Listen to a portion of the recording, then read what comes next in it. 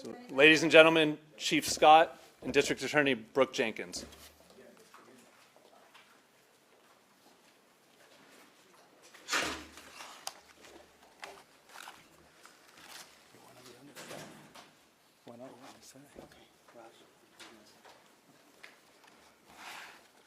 Okay, ready?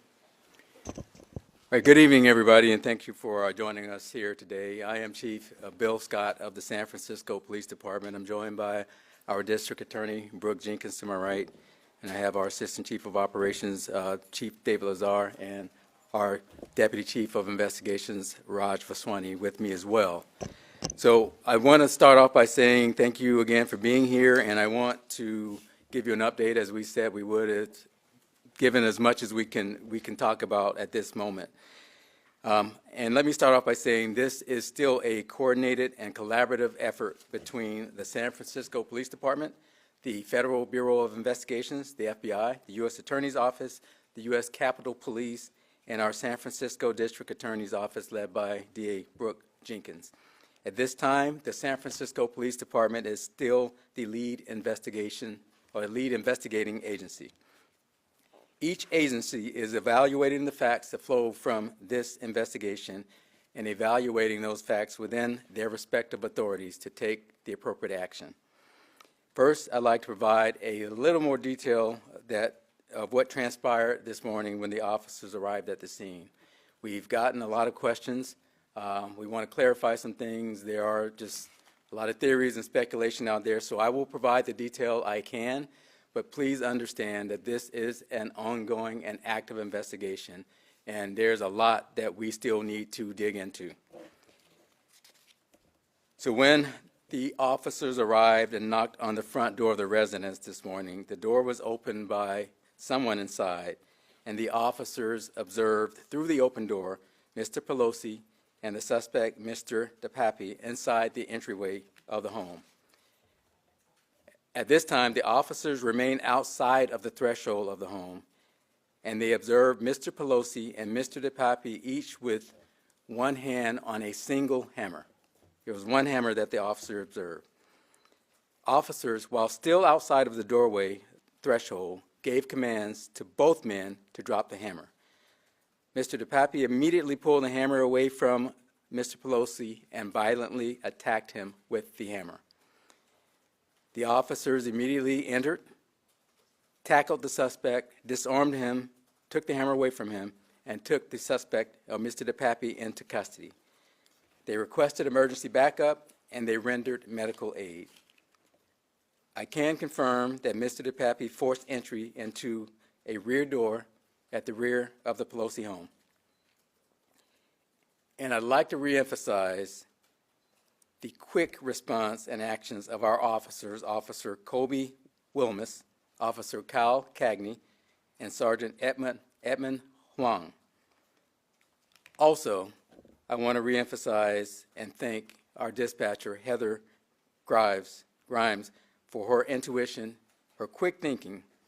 She had to interpret what she was being told, and based on her experience and her intuition, she basically figured out that there was something more to this incident than what she was being told.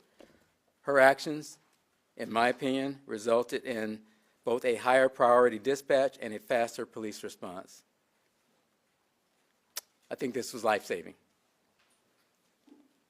Lastly, I want to thank our firefighters and paramedics from the San Francisco Fire Department also for a quick response in transporting Mr. Pelosi for medical assistance at the hospital. We've gotten a lot of questions about security. First of all, I want to say that the U.S. Capitol Police is responsible for protection of Speaker Pelosi and her family. The San Francisco Police Department will assist in any way we can.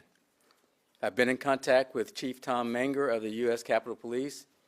We've been in contact with his investigators and at least one of his chiefs, and we are working collaboratively. Any questions about the security of the Pelosi home should be referred to the U.S. Capitol Police. That is their responsibility, and I would ask that you refer any questions about security to them. I won't be able to answer any of those questions. We also have received questions about how many times Mr. Pelosi was struck, and there's a lot of speculation out there. What we know is he was struck at least one time. We're going through our evidence, and when we have a definitive answer, we can release that. But right now, we don't. So we know he was struck at least one time, and that's what we know. We also know, based on our investigation at this point, that this was not a random act. This was intentional. And it's wrong. Our elected officials are here to do the business of their cities, their counties, their states, and this nation. Their families don't sign up for this to be harmed. And it is wrong.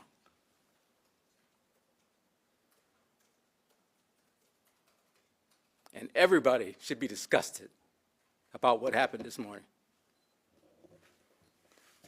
With that, we will take any questions, and we will only answer what we can answer. Question for you. We're seeing some sort of law enforcement activity at the suspect's home in Berkeley. Can you clarify what may be going on there in terms of any search warrants? Are search warrants going to be put out for his phone? Can you just update that situation? Well, this investigation, there's a lot of moving parts. We are writing search warrants, and as we learn more, we may have to write more search warrants. That's about all I can say. I don't have any results, and our investigators have been on this since the wee hours of the morning, and they're still on it.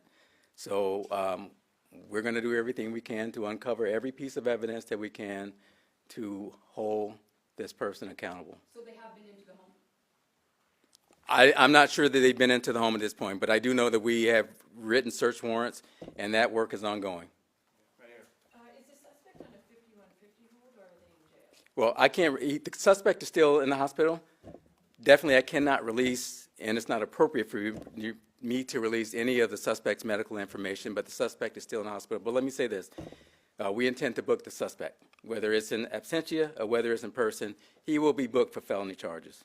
And you can't confirm whether or not he's on a 5150? I cannot confirm anything about this person's medical condition.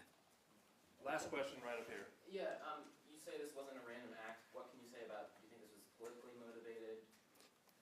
We are not at the point where we can say what the motive is publicly, but we do know this was intentional. It is not random. We know that. We know that. So. About the dispatcher, can you say anything about how they needed to interpret the call, why he couldn't speak plainly? Well, what I can say is that dispatchers have to report what's being told to them. And when you have an experienced dispatcher with good instincts, they learn how to read between the lines, but they have to report what's being told. They can't report anything other than what's being told. She knew something more was going on just in her heart and her intuition, just with her experience. And that caused for a higher priority than this type of call normally receives. I mean, this was a well-being check. And she just knew there was more to it, so she alerted our officers.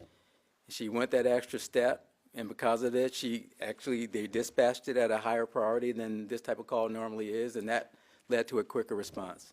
Okay, that's it for right now. Thank you. We're all done. Thank you very much. Chief, how did he manage to call 911? He was able to call 911. So he was the caller. He was able to call 911, and dispatch kind of took it from there and read between the lines. So just heroic going all the way around. But was he So. speaking in a code, sort of, so that the assailant would know he was on the phone? Is that essentially? What he said, she felt that there was something more to it. But again, dispatchers have to report what they're being told.